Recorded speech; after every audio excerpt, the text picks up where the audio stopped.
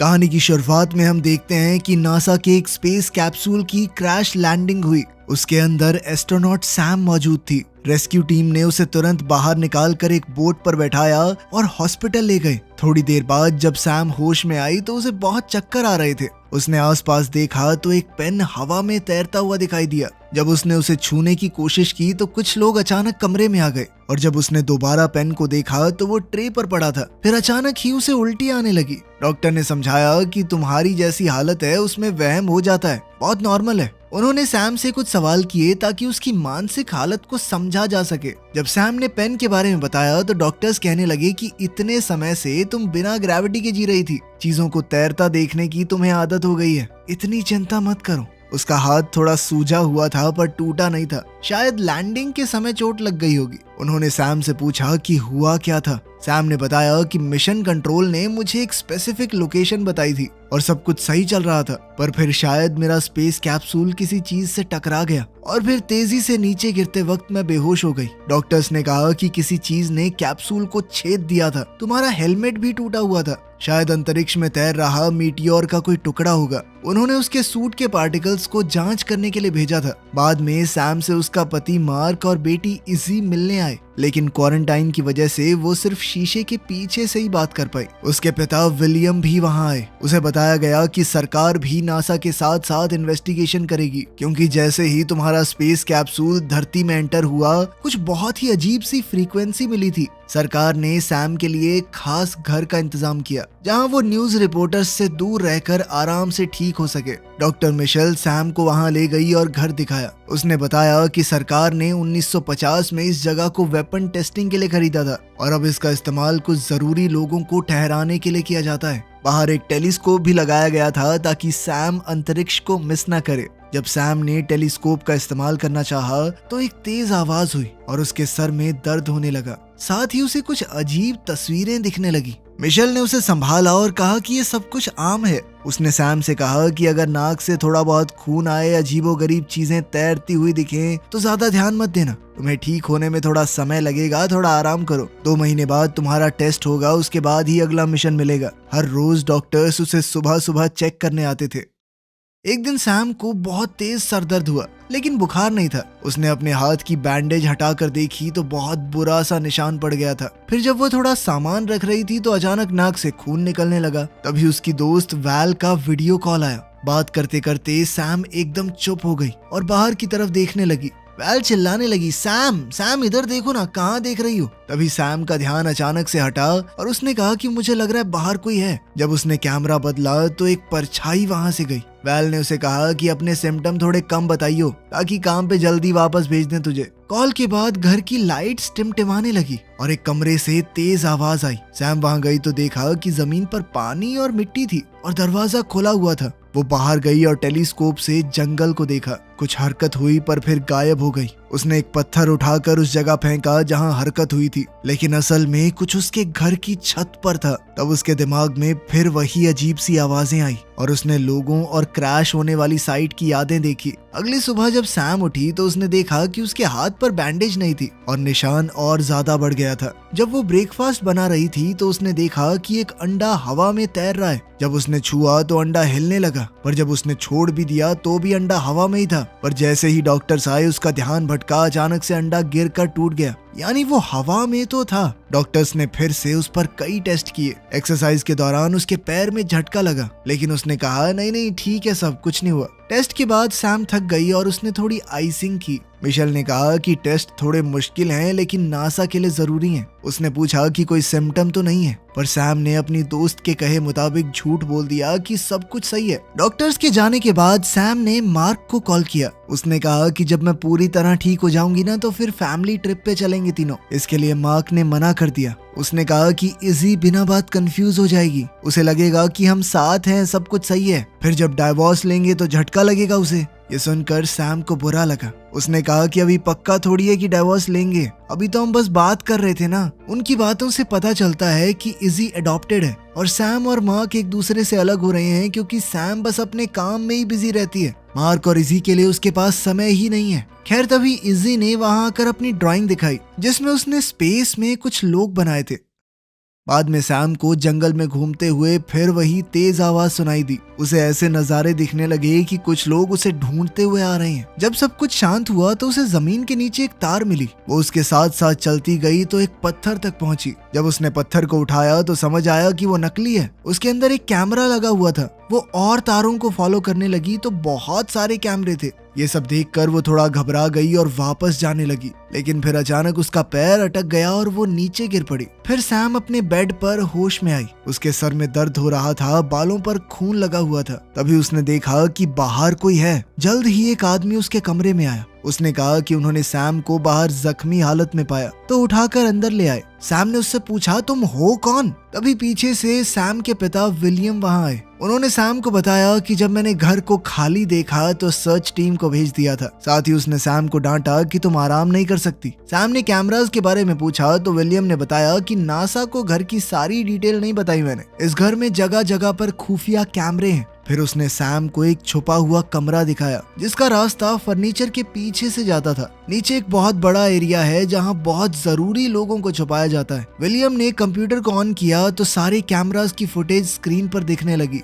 उसने बताया कि इमरजेंसी में ये घर अपने आप को बंद कर सकता है। इसके ऊपर एक बहुत ठोस परत आ जाएगी। इस घर के अंदर खुद को बचाने के सिस्टम भी लगे हैं। ये घर दुश्मन पर हमला भी कर सकता है, पर उसकी तुम्हें जरूरत नहीं पड़ेगी। जब विलियम वहां से गया तो स्क्रीन्स में अचानक कुछ खराबी आने लगी। सैम ने अपना हाथ देखा, उसका निशान बाजू तक पहुंच गया था। उसने फोटो खींचकर वैल को भेजी कि देख तो ये क्या हो गया है। वैल ने कहा कि इसकी आइसिंग कर ढंग से, ठीक हो जाएगा। शाम को सैम जकूजी में रिलैक्स कर रही थी। अचानक हवा रुक गई और सैम को जंगल से अजीब आवाजें सुनाई दी। सिर्फ एक सेकंड बाद हवा फिर से तेज चलने लगी। इससे घबरा कर सैम अंदर चली गई। उसने मार्क को कॉल किया लेकिन उसने फोन नहीं उठाया। तभी अचानक लाइट्स झपकने लग गई। सैम ने फ्लैश लाइट पकड़ी और बालकनी पर गई, पर उसे कुछ भी अजीब नहीं दिखा। जब वो वापस अंदर आई, लाइट बिल्कुल बंद हो गई और एक अजीब सा मॉन्स्टर दरवाजे पर खड़ा था। सैम थोड़ी देर तक शॉक में चली गई। जब उसने दोबारा देखा तो मॉन्स्टर वहां से गायब था। लाइट दोबारा ऑन हो गई और सैम ने दरवाजा खोला।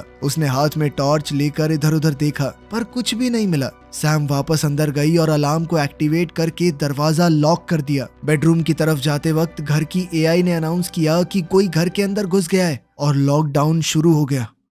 मेटल पैनल्स ऊपर उठकर सारे दरवाजे और खिड़कियों को बंद करने लगी और अब सैम अंदर ही लॉक हो गई। उसने तुरंत अपने फोन से कॉल करने की कोशिश की, पर फोन में टावर नहीं आ रहे थे। फिर वही तीखी चीखने की आवाज उसके कानों को दुखाने लगी। सैम ने पीछे से आवाज सुनने पर मुड़कर देखा, पर वहाँ कुछ भी नहीं था। पास के कमरे से दहाड़ने की आवाज आई और सैम डरी हुई नीचे की तरफ भाग गई। वो क्रीचर बड़ी तेजी से उसकी तरफ बढ़ रहा था। आवाजें भी बढ़ने लगी तो सैम लाइट के स्विचेस के पास गई और सारे बटन दबा दिए, पर कुछ नहीं हुआ। बाहर निकलने के दरवाजे भी नहीं खुले। तभी कमरे के दरवाजे का हैंडल हिलने लगा, पर जैसे ही सैम ने फ्लैश लाइट ऊपर डाली वो रुक गया। कुछ देर बाद सैम ने दरवाजा खोला और बाहर चेक करने लगी और खिड़की के पास रखा एक पौधा हिलने लगा। सैम ने अब तो डर कर वो टॉर्च भी गिरा दी। उसने हड़बड़ाकर जल्दी से टॉर्च वापस उठाई और प्लांट को देखा। तभी एक अजीब से हाथ ने शीशे को छुआ और सैम चीख पड़ी। वो नीचे भाग गई और अपने पिता के दिखाए हुए बंकर एरिया में चली गई। अब वो कैमरास की मदद से बाहर देखने लगी। पहले वो स्क्रीन्स नहीं चल रही थी, पर फिर उसने सही स्विच को ऑन किया। एक कैमरा से उसने देखा कि वो क्रीचर बाहर घास पर बैठा है। लाइट्स फ्लिकर हुई और वो क्रीचर अचानक से गायब हो गया। अचानक सैम फोन की घंटी से जाग गई। उसे समझ आया कि वो कंप्यूटर डेस्क पर ही सो गई थी। वो ऊपर भागी। विलियम और उसकी टीम वहां पर थी। सैम ने बताया कि जनरेटर में कुछ इशू लग रहा है। विलियम ने बताया कि हाँ, मुझे पावर कट के बारे में पता चला। मैंने अपने लोगों को काम पर भेज दिया है। फिर सैम ने उसे अकेले में बताया कि कोई क्रीचर है इस घर में, जिस पर विलियम ने कहा कि मैं सिक्योरिटी फुटेज चेक करूंगा। खैर फिर सैम के टेस्ट दोबारा शुरू हुए। मिशेल ने उसके घाव देखे और कहा कि ये नॉर्मल घाव नहीं लग रहे, मैं तुम्हारे लिए एक्सरे का अपॉइंटमेंट लेती हूँ। कुछ समय बाद मार्क और इजी सैम से मिलने आए। विलियम अपनी पोती के साथ वक्त बिता रहा था। तब मार्क और सैम जंगल में कुछ प्राइवेट बात करने गए। सैम ने मार्क को बताया कि मैंने एक क्रीचर को देखा जो इस दुनिया का नहीं है। वो सोच रही थी कि शायद वो एक एलियन को साथ ले आई है क्योंकि उसका मिशन सिग्नल स्पेस में भेजना था। मार्क कुछ बोलने ही वाला था पर इजी आ गई। फिर विलियम और सैम कैमरास को चेक करने गए। जिस वक्त पर सैम ने मॉन्स्टर को देखा था कैमरास वहाँ ग्लिच करने लगे, लेकिन घास पर कोई मॉन्स्टर नहीं था। विलियम ने कहा कि बेटा तुम ज्यादा सोच रही हो, तुम्हें आराम की जरूरत है, आराम करो। विलियम ऊपर चला गया तो सैम ने कंप्यूटर से पूरा घर स्कैन करवाया। कंप्यूटर ने 9 लोगों को डिटेक्ट किया जो परिवार और विलियम के लोग थे। कुछ देर बाद इजी, मार्क और सैम जंगल में वॉक करने गए। मार्क और सैम बातचीत कर ही रहे थे कि तभी उन्हें एक अजीब सी आवाज सुनाई दी और इजी अचानक से गायब हो गई। वो लोग इजी को ढूंढने लगे, तभी अचानक इजी उनके पीछे से आ गई। उसके हाथ में एक मरा हुआ कीड़ा था। जंगल की सभी झाड़ियों में कीड़े तीखी आवाज करने लगे। एक कीड़ा पेड़ से टकरा गया। इस सब से थोड़ा डर कर वो लोग घर की तरफ भागे। अब जंगल से हजारों कीड़े बाहर निकल आए। परिवार घर में छुप गया और खिड़कियों पर सब कीड़े चिपक गए। रोशनी पूरी तरह ढक दी गई। थोड़ी देर बाद कीड़े चले गए और खिड़कियों का शीशा बहुत चिपचिपा हो गया, लेकिन खिड़कियों के नीचे बहुत सारे कीड़े मरे पड़े थे। सफाई की टीम आ गई और नासा के ऑफिसर ने कहा कि ये चीज आम तो नहीं लग रही। सैम ने लैब से अपने कैप्सूल टेस्ट की अपडेट पूछी, लेकिन रिजल्ट अभी आए नहीं थे। मार्क और इजी अभी के लिए वहां से चले गए, पर मार्क ने कहा कि मैं रात को आऊंगा। फिर सैम को अपने पैर में कुछ अजीब सा लगने लगा। जब उसने जूता उतारा तो उसके नाखून से खून आ रहा था। बाथरूम जाकर उसने अपने मोजे उतारे तो देखा कि घाव पूरे पैर तक पहुंच चुका है। जैसे ही उसने नाखून को छुआ तो वो निकल गया और वो चीख पड़ी। उसने अपने पैर पर बैंडेज बांधी और बर्फ से थोड़ा सेका। अब लाइट्स फिर से झपकने लगी तो सैम ने एक टेबल दरवाजे के आगे लगा दिया। उसने इंटरनेट पर अजीब कीड़ों की घटनाओं के बारे में देखा। वहाँ उसे फोटोज में कुछ लोग दिखे जिनके शरीर पर बिल्कुल उसके जैसे निशान थे। उसे लगने लगा कि कुछ तो उसकी कमर पर रेंग रहा है, तो वो बाथरूम की तरफ भागी। शीशे में देखा तो हथेली से होते हुए वो घाव कंधे तक आ चुका है। लाइट्स फिर से झपझपाने लगी तो सैम अलार्म एक्टिवेट करके नीचे भागी। अजीब सी आवाजें हर जगह सुनाई दे रही थी। तभी मार्क का कॉल आया। उसने कहा कि वो आ रहा है। सैम ने पूछा कि क्या वो एक अच्छी माँ है। ये सुनकर मार्क थोड़ा कंफ्यूज हो गया। Lights bar bar on off हो रही थी और एआई ने कहा कि लॉकडाउन शुरू हो गया है। सैम ने मार्क को बताया कि घर के अंदर कुछ है। आवाजें और पास आने लगी। सैम बंकर की तरफ जा ही रही थी कि तभी उसकी कमर में बहुत तेज दर्द होने लगी और वो दर्द से करहा कर गिर पड़ी। वो सीढ़ियों से गिरती हुई नीचे तक पहुंच गई। उसके हाथ में चिपचिपी जेल जैसी कोई चीज लग गई। उसने देखा कि उसका फोन भी टूट गया है। ऊपर से आवाजें आ रही थी तो सैम कंप्यूटर के पास गई। कंप्यूटर स्कैन ने बताया कि घर में उसके अलावा एक आदमी और है। कैमरास में गड़बड़ होने लगी और वो मॉन्स्टर घर के अंदर दिखा। सैम ने स्क्रीन्स बंद कर दी। कंप्यूटर ने दोबारा स्कैन किया और बताया कि ऊपर वाले फ्लोर पर 2 लोग हैं। सैम ने और बटन्स दबाए और सीलिंग से धुआं निकलने लगा। वो किचन की तरफ गई और फिर आवाजें वहीं आ गई। वो डर के मारे फर्नीचर के नीचे छुप गई और ओवन की परछाई में मॉन्स्टर को देखा। मॉन्स्टर ने सैम को नहीं देखा और वहां से चला गया। जब वो दरवाजे की तरफ भागी तो दूसरा मॉन्स्टर आ गया और उसे दोबारा से छुपना पड़ा। मॉन्स्टर जैसे ही गया तो सैम दरवाजे से भाग गई। सैम बाथरूम में छुप गई और फर्नीचर से दरवाजा रोककर बंद कर दिया। उसका घायल हाथ दर्द करने लगा। उसने बैंडेज उतारा तो उसकी स्किन पर अजीब सा कुछ लगा था। वहीं वो मॉन्स्टर्स दरवाजा तोड़ने की कोशिश कर रहे थे। इसके बाद सैम शावर एरिया में छुप गई। तभी उसकी नजर एक वेंट पर पड़ी। उसने तुरंत लात मारकर पैनल खोल दिया और अब वो उस वेंट के अंदर घुस गई। बाहर मार्क और इजी घर के पास पहुंचे। उन्होंने देखा कि बिल्डिंग लॉकडाउन में है। मार्क ने सैम को कॉल करने की कोशिश की पर कॉल नहीं लगा, इसीलिए वो उतरकर गाड़ी से बाहर आया और चेक करने गया। इजी ने आसपास कुछ देखा और वो अपने आप भागकर बाहर आई। मार्क उसके पीछे गया और उसने देखा कि इजी जंगल में दूर एक लाइट की तरफ उंगली दिखा रही है। उधर सैम वेंट से होती हुई वापस कॉरिडोर में आ गई और जल्दी से सीढ़ियां चढ़ने लगी, पर एक मॉन्स्टर ने उसका पैर पकड़ लिया और वो गिर गई। थोड़ी लड़ाई के बाद सैम ने उस मॉन्स्टर का पंजा लात मारकर हटा दिया और फिर जल्दी से वहां से भागी। सैम दीवारों के बीच से एक और जगह में छुपकर चली गई। उसके शरीर पर वो निशान तेजी से चमकने लगे। कुछ देर बाद उसे एक सीढ़ी मिली और वो उस हैच से निकलकर जंगल में आ गई। जब वो पेड़ों के बीच भाग रही थी तो उसके पूरे शरीर पर मौजूद निशान चमकने लगे। दुनिया भर की खतरनाक आवाजें सुनाई दे रही थी, लेकिन उसे अपने परिवार की आवाज नहीं सुनाई दी जो उसे ढूंढ रहे थे। रोड के पास ही विलियम अपनी पूरी टीम और हथियारों के साथ आ गया। उसने उन्हें याद दिलाया कि वो लोग एक इंटेलिजेंट चीज का सामना कर रहे हैं। उसने कैमरास पर सब देख लिया था और अपनी टीम को समझाया कि ये जो भी जीव है ये जानवर नहीं है कोई, वो जीव बहुत समझदार हो सकता है। अब फौजियों ने घर का बाकी हिस्सा चेक किया और विलियम बंकर तक गया जहां उसने सब कुछ बिखरा हुआ देखा। जंगल में सैम जमीन पर गिर गई और मॉन्स्टर्स की आवाजें और करीब आई तो सैम उनसे अपनी जान की भीख मांगने लगी कि प्लीज मुझे छोड़ दो। अचानक एक क्रीचर ने उसके मुंह को हल्के से ऊपर उठाया और उसकी तरफ प्यार भरी नजरों से देखा। उस जीव ने अपनी भाषा में पूछा कि क्या तुम मुझे समझ सकती हो।